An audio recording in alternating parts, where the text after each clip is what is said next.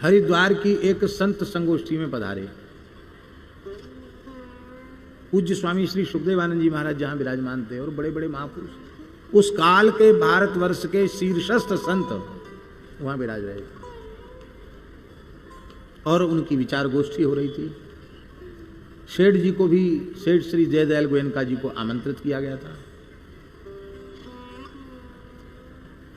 तो सेठ जी बड़ी विनम्रता पूर्वक वहां पधारे।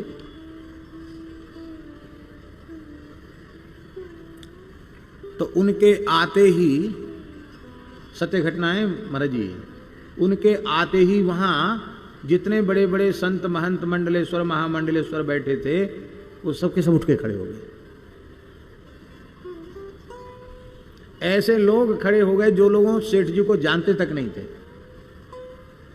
न नाम जाने न उनका स्वरूप जाने, वो लोग भी खड़े हो गए।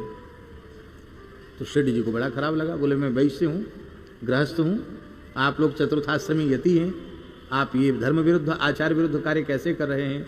मैं तो एक सामान्य गृहस्थ हूं।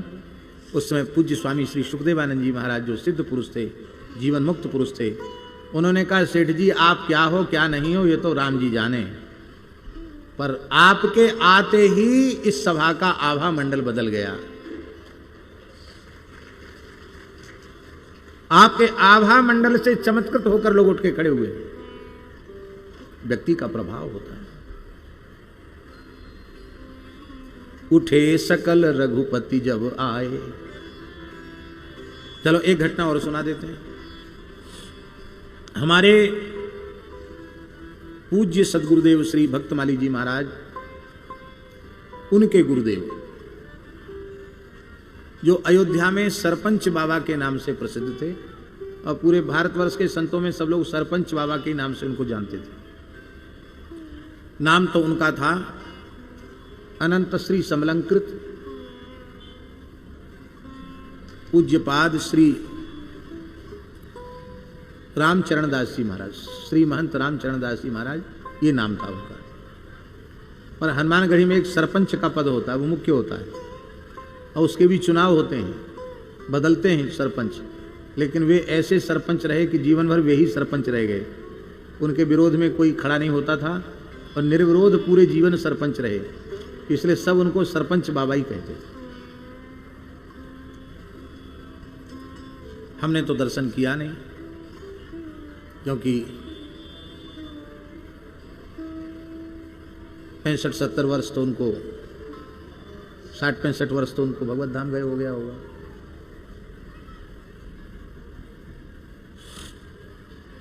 पर उनकी जैसी छवि का दर्शन करते हैं और महाराज जी से सुनते थे। महाराज जी कहते थे इतने लंबे थे वो कि 1 लाख आदमी की कहीं भीड़ हो तो उस 1 लाख आदमी में एक हाथ ऊपर दिखाई पड़ते थे।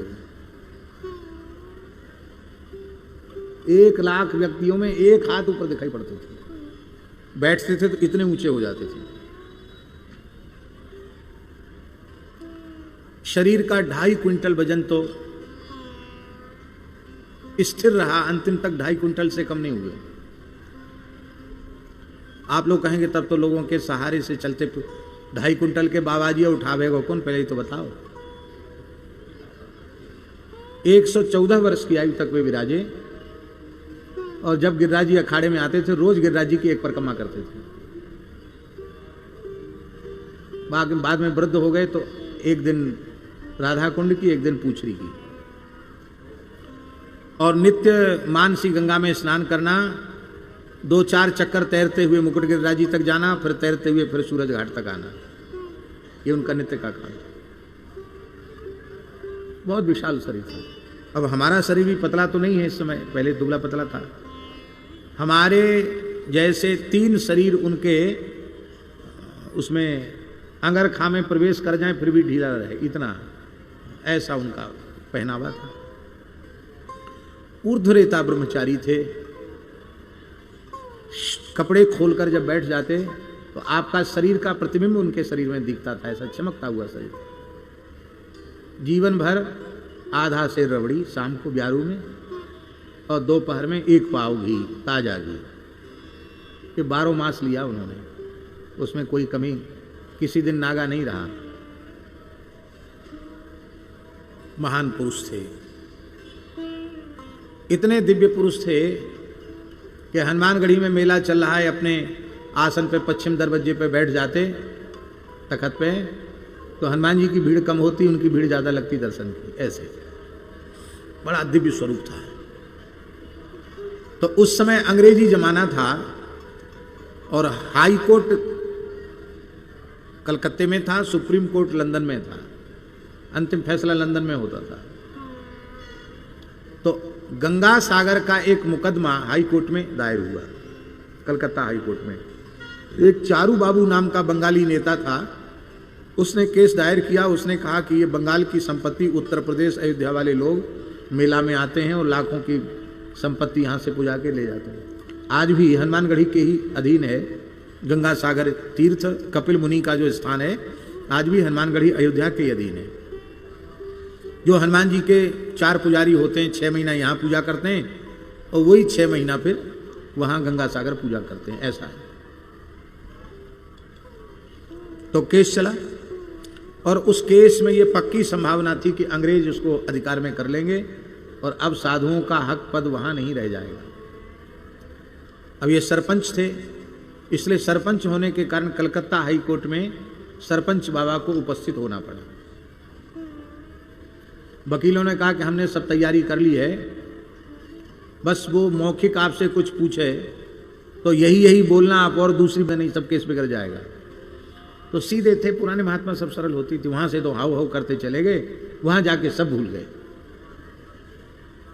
पर जैसे ही वहां पहुंचे तो इतने दिव्य भव्य स्वरूप वाले तेजस्वी महापुरुष को देखकर, बाबा सत्य घटना है, हाई कोर्ट का अंग्रेज प्रधान जज अपनी आसन छोड़कर खड़ा हो गया और ऐसे कांपा।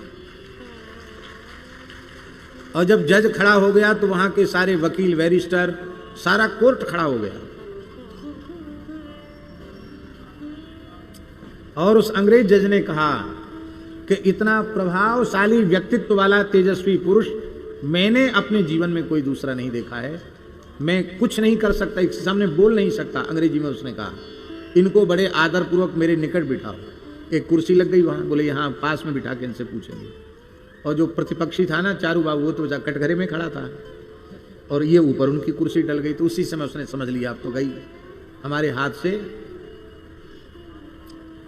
सत्ता गई। और उनसे पूछा कि भाई ये बंगाल की संपत्ति आप लोग कैसे उठा के ले जाते हो, आपका क्या पावर है, देखो इनकी दलीलें सुनो, इनकी बात सुनो। तो जो वकील ने लिखाया पढ़ाया था वो तो सब महाराज भूल गए, अपने साधुशाही ढंग से बोले ये धरती कौन की है तू जाने। हम लोग रोज कहें विष्णु पत्नी नमस्तुभ्यम, ये विष्णु पत्नी है, हम सब वैष्णव हैं, इसलिए सारी धरती तो हमारी है, तुम्हारे बाप को यहाँ में कहा है। बोले धरती हमारी और हम सब रामानंदी साधु सूर्यवंशी हैं। तो सगर के पुत्रों ने समुद्र खोदा तो समुद्र हमारा, धरती हमारी, समुद्र हमारा। और भगीरथ जी गंगा जी को लेके आए, वो गंगा जी हमारी। और हमारे ठाकुर जी के चरणन को धोवन गंगा जी, तो गंगा जी को जलऊ हमारो। तो गंगा सागर तुम्हारे बाप को कैसे है गए हो, हमारो है।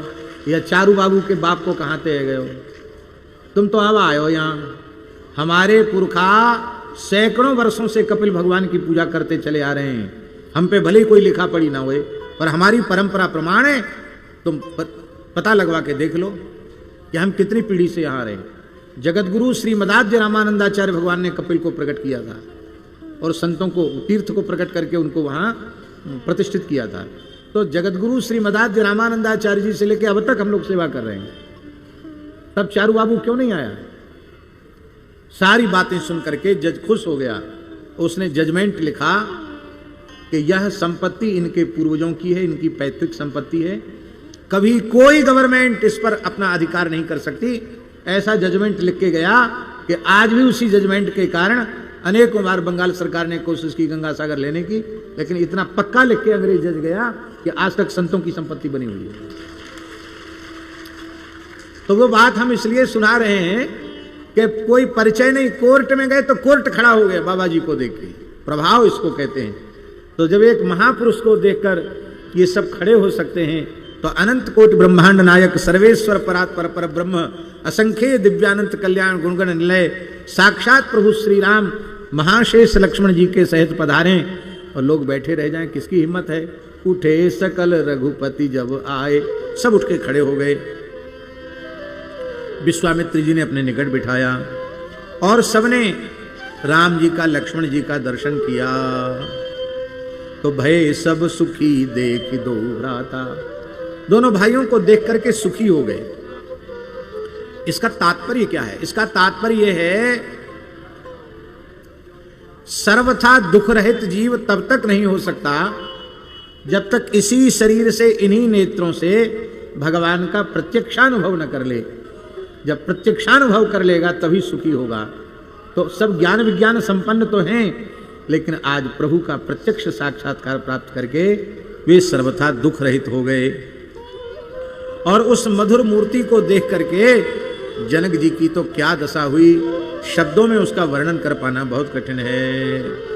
मूर्ति मधुर मनोहर देखी, मूर्ति मधुर मनोहर देखी, भयउ विदेह विदेह विषेकी, भयउ विदेह विदेह विषेकी। कोटि कोटि कंदर्प दर्प दलन करने वाली श्री राम जी की मधुर छवि का दर्शन करके विदेहराज जनक जी विशेष रूप में विदेहराज हो गए। विदेह का विदेहत्व क्या है? तो क्या है पहले ये समझें।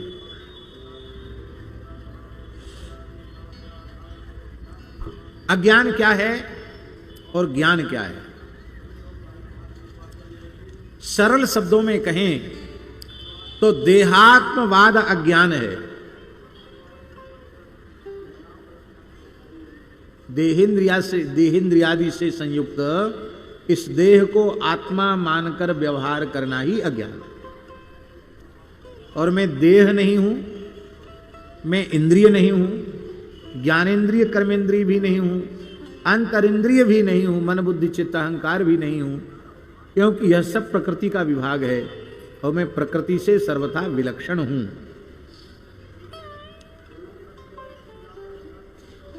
मैं केवल भगवान का अंश हूं और केवल भगवान मेरे अंशी हैं। इस अपने वास्तविक निज स्वरूप की स्मृति और इससे इतर स्वरूपों की विस्मृति, इसी का नाम है ज्ञान। इससे जो इतर है, भिन्न है, उसकी विस्मृति, ये ज्ञान है। बहुत ध्यान से सुने। ज्ञानी पुरुष देहेंद्रियादि को आत्मा नहीं मानता, अपने आत्मस्वरूप में ज्ञान के बल से प्रतिष्ठित रहता है। लेकिन प्रतिष्ठित रहते हुए भी व्यावहारिक सत्ता को स्वीकार करने के कारण व्यवहार में जगत को सत्य मानकर ही व्यवहार करता है और सत्य मानकर ही वर्तता है। बहुत बारीक बात कहने जा रहे हैं महाराज जी। तो दो प्रकार की बात हो गई नहीं, एक तो वास्तविक सत्ता, सत्य सत्ता, एक प्रातिभाषिक सत्ता। तो इसको स्वीकार किए बिना व्यवहार चलेगा क्या? इसका मतलब ज्ञानी पुरुष देहेंद्रियादि से विलक्षण आत्म स्वरूप में अवस्थित होने पर भी देहेंद्रियादि की स्मृति उन्हें रहती है, उस व्यवहार के संपादन की योग्यता उनमें बनी रहती है। पर भगवान के दर्शन से ज्ञान नहीं, भगवान के दर्शन से अनुराग जगा, भगवान के दर्शन से प्रेम जगा। और जब प्रेम जगा तो देहेंद्रियादि आत्मा है यह नहीं, देहेंद्रियादि की सर्वथा विस्मृति हो गई। इसलिए वस्तुतः ज्ञान के द्वारा विदेहत्व की प्राप्ति की अपेक्षा प्रेम से विदेहत्व की प्राप्ति श्रेष्ठ है। यही कहने के लिए भयउ विदेह विदेह विषय की। अब तक ज्ञान के कारण विदेह थे, अब भगवद अनुराग प्रकट होने से विदेह हो गए। और वस्तुतः प्रेमी महापुरुषों में जब भगवत प्रेम का उद्रेक होता है तो उन्हें होश कहां रहता है? जो दो नहीं मानते एक ही मानते हैं, उनमें तो दो हैं। और जो सगुण साकार भगवान को भजते हैं वो तो दो नहीं, इनका परमार्थ अलग है ज्ञानियों का। महाराज जी, ज्ञानियों का परमार्थ अलग है, व्यवहार अलग है, पर प्रभु प्रेमियों का परमार्थ और व्यवहार दोनों एक हो जाता है। इसलिए ज्ञान से भगवत प्रेम की महिमा अधिक है। निर्गुण निराकार ब्रह्म की अनुभूति का जो आनंद है, ब्रह्मानंद है, उस ब्रह्मानंद से करोड़ों करोड़ों गुना आनंद भगवत दर्शन का आनंद है, सगुण साकार भगवान के दर्शन का आनंद है। ज्ञानी लोग, योगी लोग जिस निराकार ब्रह्म ज्योति का अनुभव करते हैं, ध्यान करते हैं, वो है क्या?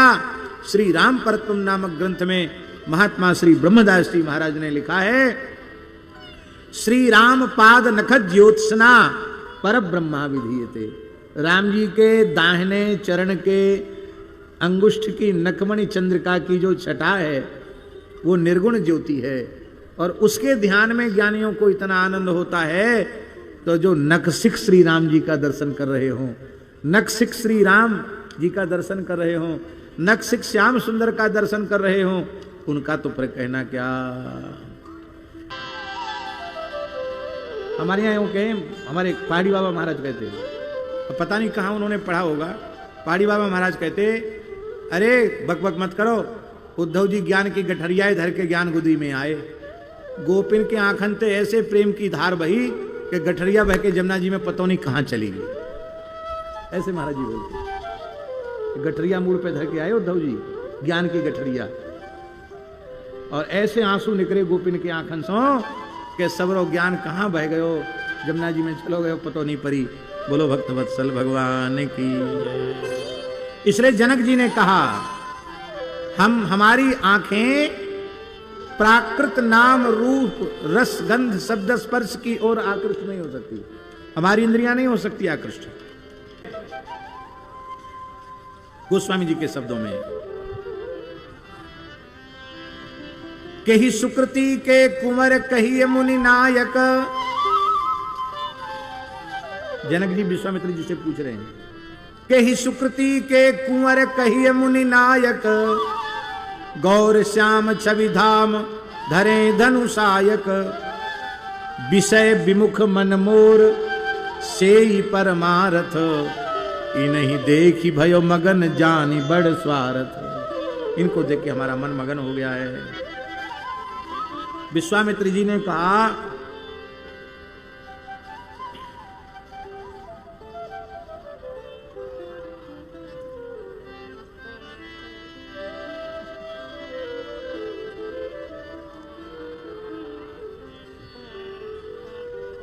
अब देखिए विश्वामित्र जी चाहते तो भगवान श्री राम के तात्विक स्वरूप का विवेचन करके विश्वामित्र जी को सुना सकते, जनक जी को सुना सकते थे, लेकिन नहीं सुनाया।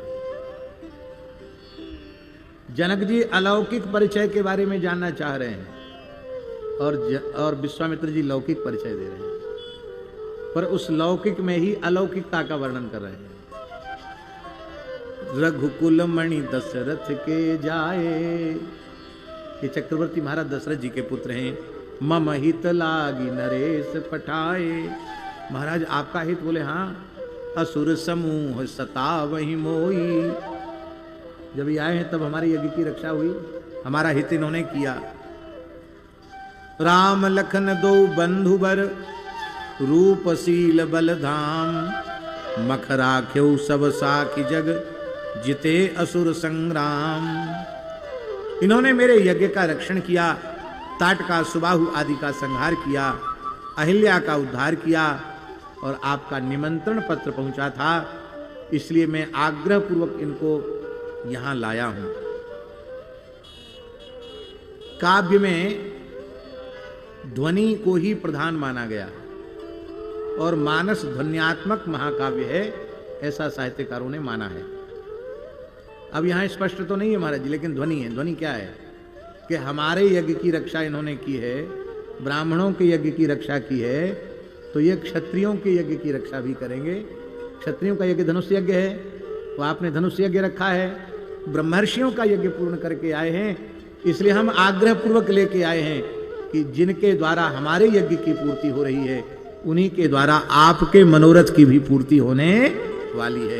ये ध्वनि रूप में उन्होंने कह दिया।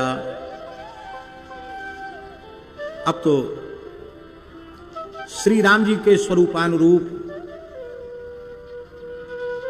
सुंदर सदन में निवास दिया। पूज्य बक्सर वाले महाराज जी कहते थे सी निवास सुंदर सदन। इसका मतलब वो सुंदर सदन कोई ज्यादा नहीं, बहुत बड़ा है जनक जी का महल, तो किशोरी जी के महल का ही एक भाग है, वहीं ठहराया गया। अत्यंत प्रिय अत्यंत पूज्य अतिथि मानकर वहां ठहराया गया।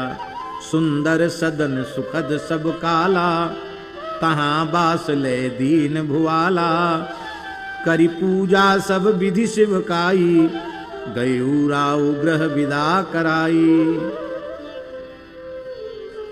और इसके बाद सी निवास सुंदर सदन में पहुंचे हैं। ऋषय संग रघुवंश मणि, करी भोजन विश्राम।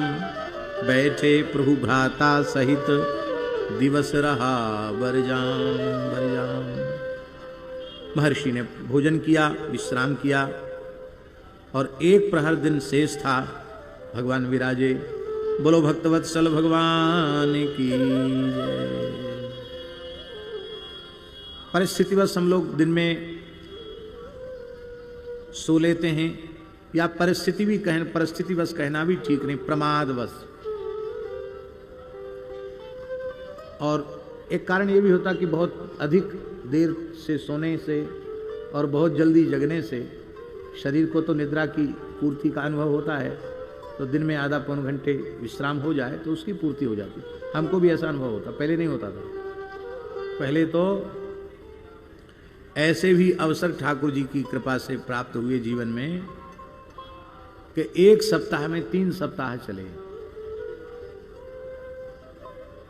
सवेरे कथा कहते, सप्ताह कथा सूर्य श्याम गौशाला में, और फिर दोपहर में 1 बजे से सप्ताह कथा कहते लाडलीदास बाबा के आश्रम में बरसाने में, और फिर संध्या को 6-7 बजे से कथा कहना शुरू करते।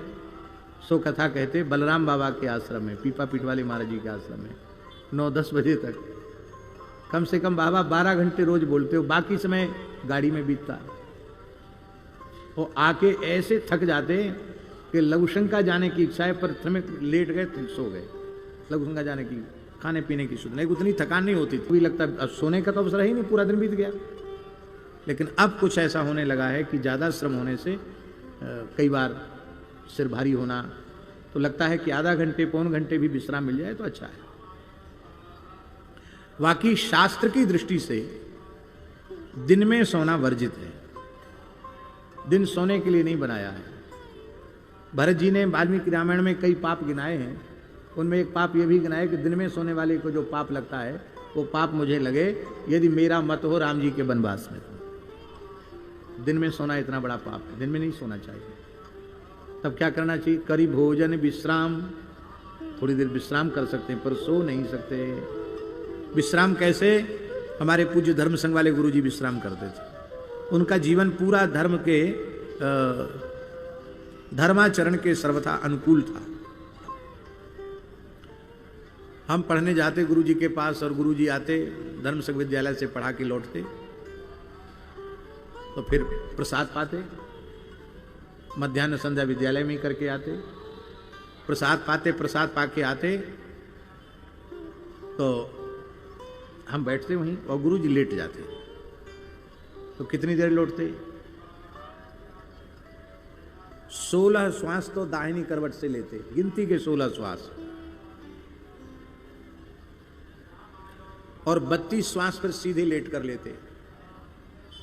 फिर बाईं करवट हो जाते तो 64 श्वास गिनती के बाईं करवट से लेते, और बस 16, 32, 64 हुए नहीं कि गुरुजी तुरंत उठ के बैठ जाते। सर्दी होती तो पगड़ी वगड़ी बांध लेते और कंबल पैर पे रखा और बोले बोलो, बस पुस्तक खोलो और बोलो।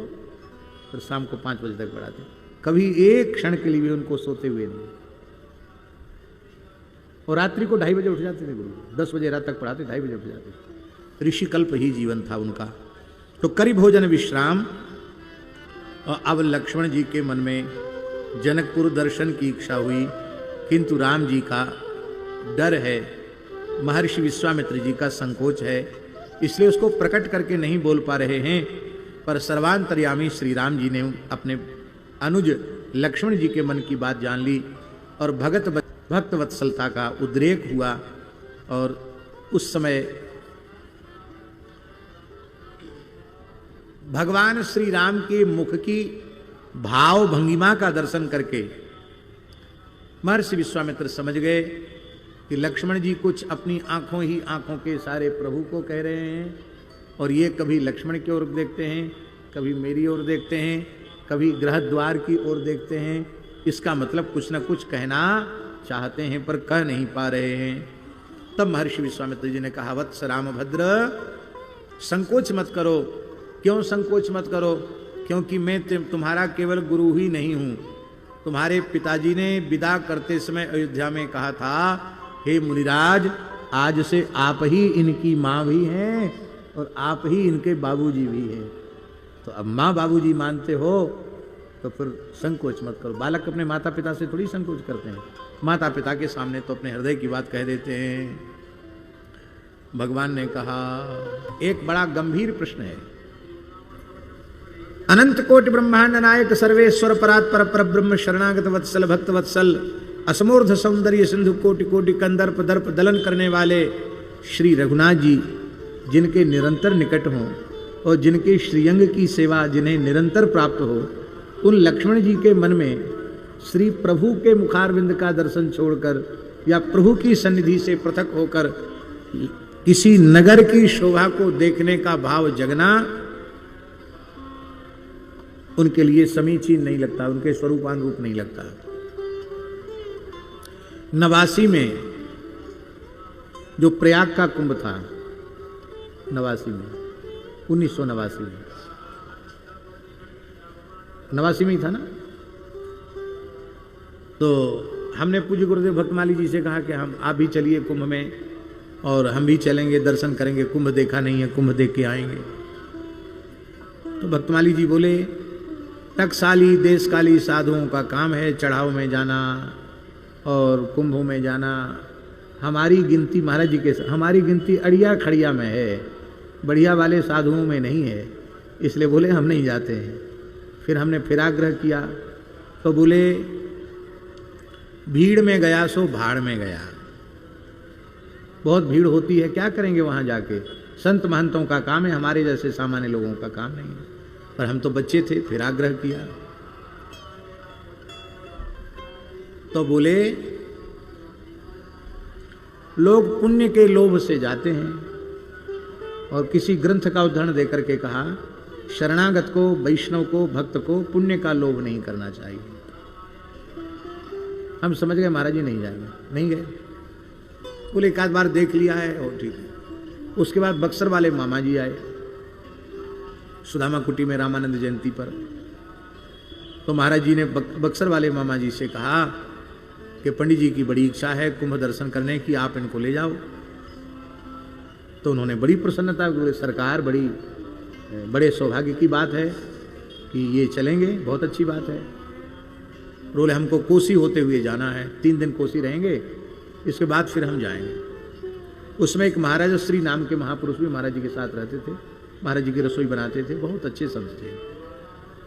तो जब हम उनके साथ पंडित जी का, लक्ष्मी नारायण मंदिर वाले पंडित जी का दर्शन करते हुए और वहाँ पहुँचे, पूज्य महंत श्री हरिदास जी महाराज भी थे, मामा जी थे, दास था, मोहनदास जी थे। जब वहाँ पहुँचे कोसी तो कहीं पधरावनी के लिए जा रहे थे। अब महाराज जी ने कहा था पंडित जी का ध्यान रखना, तो मामा जी ने उस आज्ञा का इतना पालन किया कि जिस कमरे में उनका आसन वहीं मेरा आसन लगवाया, प्रसाद अपने बगल में बिठा के पवाते, पूरा ध्यान रखते महाराज जी। मामा जी कहते, बाबा सरकार की आज्ञा, ध्यान रखना, तुम हमारे निकट ही रहोगे। रिक्शे में भी हमको बड़ा संकोच हुआ, कहीं जाना था पधरावनी में, रिक्शा में अपने बगल में बिठा लिया।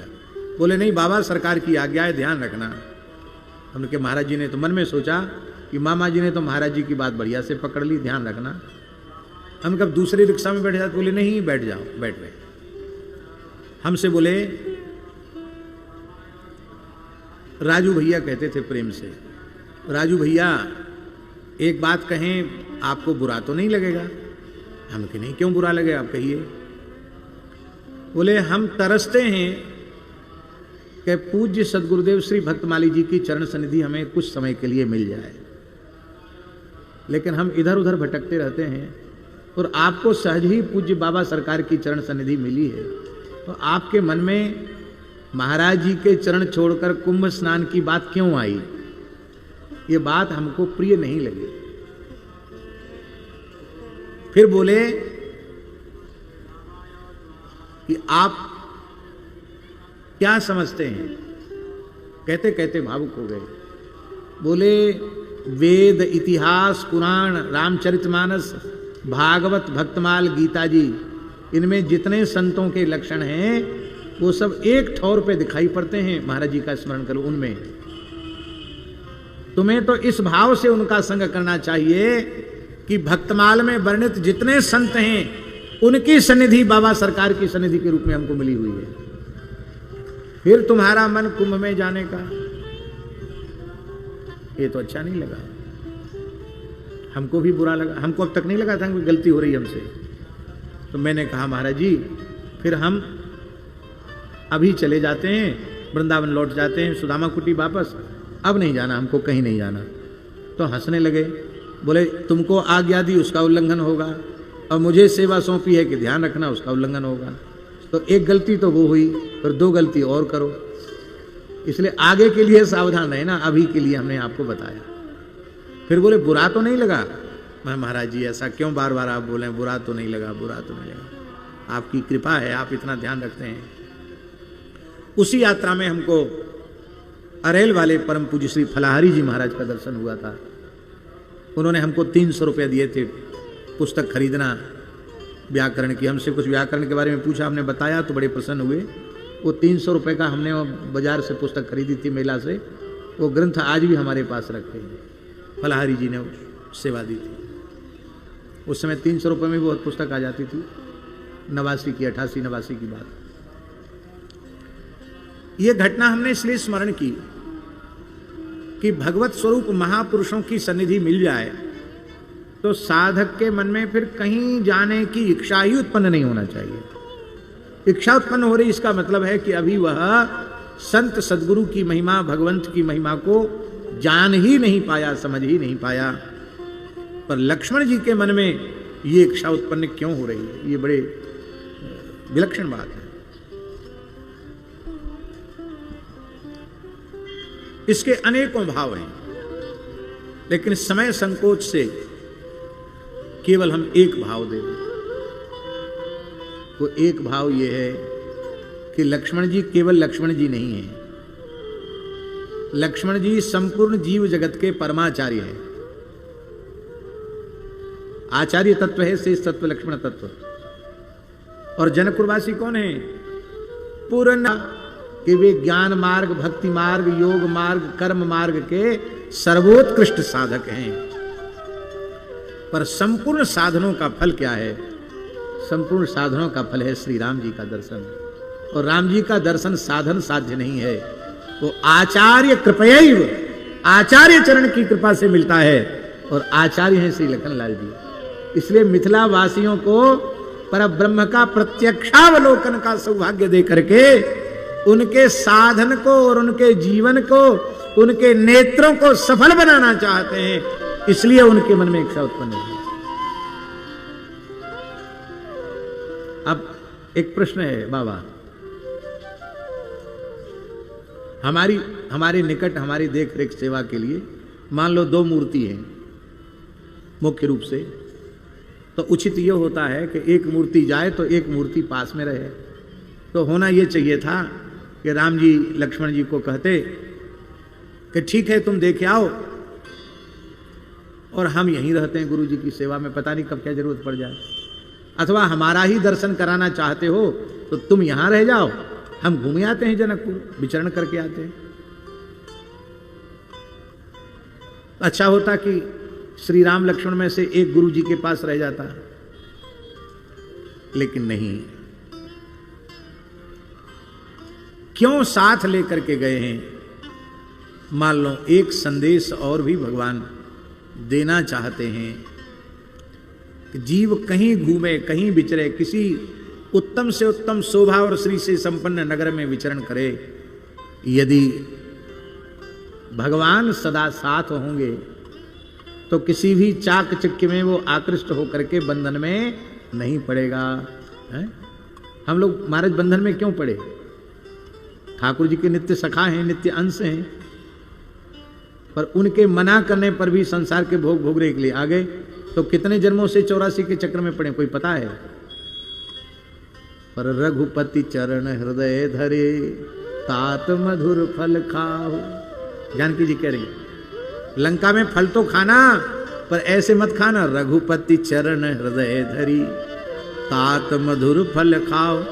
आप ठाकुर जी ये लेके दुनिया में कहीं चले जाओ, आपको कोई बंधन नहीं है। इसलिए सदा भगवान की सन्निधि जीव को बनी रहनी चाहिए। बोलो भक्तवान की जय।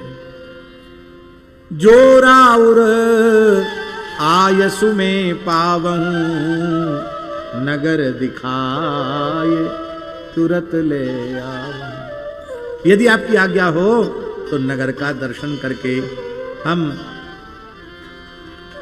ले आएंगे।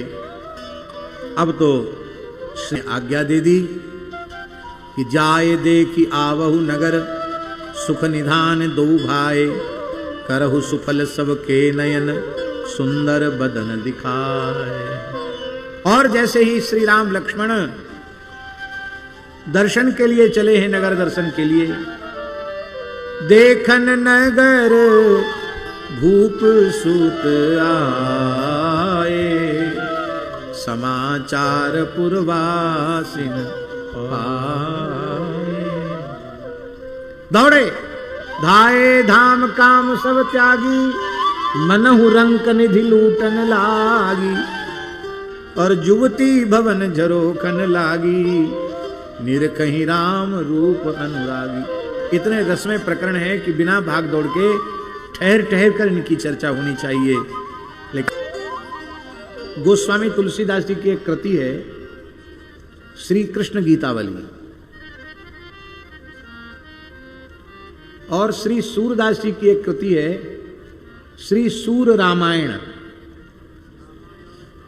सूरदास जी की कृति, और जानते हो इनकी रचना कहां हुई? सूरदास जी के आग्रह पर गोस्वामी तुलसीदास जी चित्रकूट से गिरिराज जी पधारे और परासौली चंद्र सरोवर में सूरकुटी में सूरदास जी के साथ 4 महीने विराजे। कितने महीने? और वहीं सत्संग हुआ, वहीं कृष्ण गीतावली की रचना हुई। पर हम अपने ऐतिहासिक सालों को संजो के नहीं रख पाते। तुलसीदास जी के आग्रह पर सूरदास जी चित्रकूट पधारे हैं और वहां रहकर उन्होंने सूर रामायण की रचना की। यहां तुलसीदास जी कब गए? सूरदास जी बोले गोसाई जी आप तो यहीं रहो, कहीं मत जाओ बर छोड़ के। बोले भैया बड़ो खतरा है। क्यों? बोले तुम्हारे संग रहते रहते तो लाली लाला दिख रहा हो, हमें बाल कृष्ण ही दिख रहे हैं, हमारे राम जी कभी कभी दर्शन देने आते हैं, खतरा है कहीं एकदम गायब ना हो जाएं। ऐसे ही जब सूरदास जी चित्रकूट पधारे, बोले बहुत है गई, अब तो हम तो ब्रज में ही जाएंगे। क्यों? बोले हमारो लाला तो कबू कबू दर्शन है, तो राम लाला ही खेल रहे हैं हमारे सामने। तो जो खेल रहे हैं उनकी लीला का वर्णन। सूर रामायण के पद भी बहुत अद्भुत हैं, तो हम सूर रामायण का एक पद सुना रहे हैं। सूरदास जी का पद है, राष्ट्रद्रोह से डरो, गौ ब्राह्मण और संतों के अपराध से डरो। उसका फल क्या होगा? बोले अभय होए जो तुम्हें डिराई, विप्र वंश के अस प्रहुताई, अभय होए जो तुम्हें डिराई। अभी हमारे नेत्रपाल जी ने किसी घटना का संकेत किया कि चोटी खींची गई, बाल खींचे गए और बहुत प्रताड़ित किया गया। निश्चित जिन पुलिसकर्मियों ने, अधिकारियों ने ऐसा दुर्व्यवहार किया, वो किसी भी विचार से उचित तो नहीं कहा जा सकता। लेकिन सारे के सारा दोष शासक पर ही मढ़ दिया जाए, कई बार ऐसा भी होता है महाराज जी, शासक ही तो, हाँ विधि व्यवस्था का उल्लंघन हुआ है, यहां का शासक दंड नहीं देगा तो सर्वोच्च सत्ता जिसके हाथ में वो फैसला करेगा। राम झरोखे बैठ के सबका मुजरा ले जाकी जैसी छाकरी वाकू वैसो दे। डरना नहीं चाहिए गऊ के तिरस्कार से, ब्राह्मण के तिरस्कार से, संतों के तिरस्कार से, चाहे जो हो उसको भयभीत रहना। निर्भय होने का मूल मंत्र है अभय होए जो तुम्हें डिराई। राम जी अपने चरित्र के माध्यम से उसको चरितार्थ करके दिखाते हैं। अब श्री ठाकुर जी आ गए और आकर के अब निशि प्रवेश मुनि आय सुदीना, सब ही संध्या वंदन कीना। सबने संध्या वंदन किया और बहुत सुंदर भाव हैं। इन भावों को हम प्रणाम करते हैं।